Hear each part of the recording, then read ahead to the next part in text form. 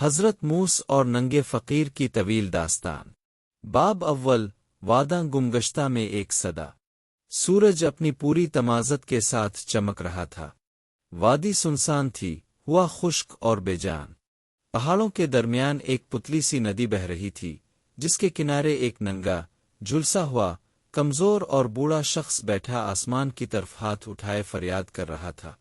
اس کی کھال سورج کی شدت سے جل چکی تھی، ہڈیاں نمایاں تھیں، اور جسم پر کپڑے کا نام و نشان نہ تھا۔ وہ نہایت دردناک آواز میں کہہ رہا تھا، اے میرے رب، میں تیرا بندہ ہوں، تیرے ہی قافِ زواد قدرت میں ہوں۔ کیا تو نے مجھے پیدا نہیں کیا؟ کیا تو نہیں کہتا کہ ہر ذرے پر تیرا اختیار ہے؟ تو نے دوسروں کو لباس دیا، گھر دیا، رزق دیا، عزت دی، مگر مجھے کیا دیا؟ اے رب، میں ننگا ہوں، بھوکا ہوں، پیاسا ہوں، کیا تو نے مجھے بھلا دیا؟ فقیر کی آواز صحرا کی ہوا میں بکھرتی اور پھر خاموش ہو جاتی۔ کسی جانب سے کوئی جواب نہ آتا۔ اس کا دل شکستہ ہو رہا تھا، لیکن وہ پھر بھی پکار رہا تھا۔ باب دوم، کلیم اللہ کا گزر۔ انہی دنوں حضرت موسیٰ علیہ السلام، جو اللہ تعالیٰ سے کوہ طور پر ہم کلامی کر چکے تھے، اپنی قوم کی رہنمائی کے لیے ایک لمبے سفر پر نکلے ہوئے تھے۔ ان کا چہرہ نور سے منور تھا، ہاتھ میں عصا تھا اور آنکھوں میں بصیرت کی روشنی۔ جب وہ اس وادی سے گزرے تو انہوں نے ننگے فقیر کو دیکھا۔ وہ رکے اور فقیر کے قریب آ کر نرمی سے پوچھا، اے اللہ کے بندے، کیا حال ہے؟ کیوں اس قدر فریاد کر رہے ہو؟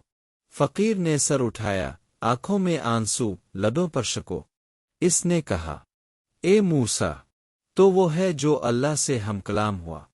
اگر واقعی تو اللہ کا کلیم ہے تو میرے رب سے میرا شکو لے جا۔ اسے بتا کہ ایک بندہ جو کبھی اس سے غافل نہ رہا، آج ننگا، بیار و مددگار بیٹھا ہے اور اس کے در سے جواب نہیں آ رہا۔ حضرت موسیٰ کا دل لرز گیا۔ انہوں نے وعدہ کیا کہ وہ فقیر کا پیغام رب تک ضرور پہنچائیں گے۔ باب سوم، کوہ طور پر فریاد۔ حضرت موسیٰ کوہ طور پر پہنچے اور اللہ تعالیٰ سے ہم کلامی میں عرض کیا، اے میرے رب، ایک تیرا بندہ ننگا اور بے بس ہے۔ وہ تیرا نام لے کر فریاد کر رہا ہے، مگر اس کے نصیب میں سکون، لباس عزت کو نہیں۔ کیا وہ تیرا بندہ نہیں؟ اللہ تعالیٰ نے فرمایا، اے موسیٰ، جا کر میرے اس بندے سے کہو کہ میں اس سے راضی ہوں، مگر پہلے وہ میری رضا کے امتحان سے گزرے۔ وہ ایک دن کے لیے ایک باغ میں مزدوری کرے اور پھر جو میں چاہو عطا کر دوں گا۔ حضرت موسیٰ نے شکر ادا کیا اور واپس فقیر کے پاس پہنچے۔ باب چہارم، شرطن پروردگار۔ حضرت موسیٰ نے فقیر سے کہا، اے بند خدا، تیرا رب تجھ سے ناراض نہیں، اس نے تیری فریاد سنی ہے۔ وہ کہتا ہے کہ تاو ایک دن کے لیے کسی باغ میں مزدوری کر، پھر وہ تجھے نوازے گا۔ فقیر کا چہرہ پہلے خوشی سے دمکنے لگا، مگر جب مزدوری کی شرط سنی تو چہرے پر بغاوت نمودار ہو گئی۔ اس نے کہا، میں مزدوری نہیں کروں گا، میں رب سے مانگنے والا ہوں، اس کی عطا کا طلبگار ہوں، سودا نہیں کرنا چاہتا۔ حضرت موسیٰ حیران ہوئے، مگر خاموشی سے واپس چلے گئے۔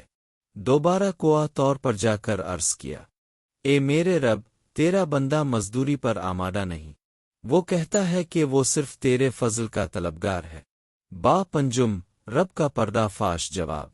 اللہ تعالیٰ نے فرمایا، اے موسیٰ، اسے کہہ دو کہ اس کا ننگا جسم مجھے اتنا برا نہیں لگتا جتنا اس کا ننگا نفس۔ وہ عاجزی کے پردے میں تکبر چھپائے بیٹھا ہے۔ وہ چاہتا ہے کہ میں اس کی مرضی سے عطا کروں، جبکہ میری عطا ان کے لیے ہے جو میرے حکم پر سر جھکاتے ہیں۔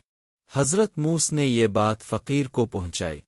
فقیر خاموش ہو گیا، اس کی آنکھوں سے آنسو بہنے لگے۔ اس نے آسمان کی طرف دیکھا اور کہا، اے میرے رب، میں نے تیری حکمت کو نہ پہچانا۔ میں نے تیرا در چھوڑا نہیں، مگر اپنی شر پر مانگتا رہا۔ آج میں تیرے ہر حکم پر راضی ہوں۔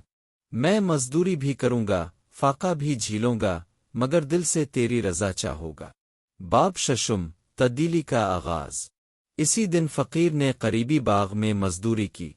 سارا دن محنت کی، ہاتھ زخمی ہو گئے، پیاس لگی، مگر دل میں ایک عجب سکون تھا۔ دن کے اختتام پر اس نے جو کچھ کمایا، اس میں سے کچھ فقراء کو دے دیا۔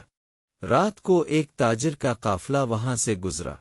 انہوں نے اس فقیر کو دیکھا، اس کا وقار محسوس کیا اور اسے اپنے قافلے میں ملازمت دے دی۔ کچھ ہی مہینوں میں وہ فقیر ایک نیک، خوشحال اور معزز انسان بن گیا، مگر اس کے لباس سے زیادہ اس کے دل میں عاجزی تھی۔ وہ ہر دن صبح سجدہ شکر بجا لاتا اور کہتا، اے رب، تاو نے مجھے اس وقت عطا کیا جب میں نے تجھے اپنی شرطوں کے بغیر مانا۔ اختتامیہ، داستان کی روشنی۔ یہ داستان ہمیں سکھاتی ہے کہ اللہ کی عطا اس کے حکم سے وابستہ ہے، نہ کہ ہماری مرضی سے۔ جو بندہ عاجزی، صبر اور اطاعت کے ساتھ مانگتا ہے، اس کے لیے آسمان کے دروازے کھلتے ہیں، اور جو عطا میں بھی شرط رکھے، وہ دراصل رب سے نہیں، اپنے نفس سے مانگ رہا ہوتا ہے۔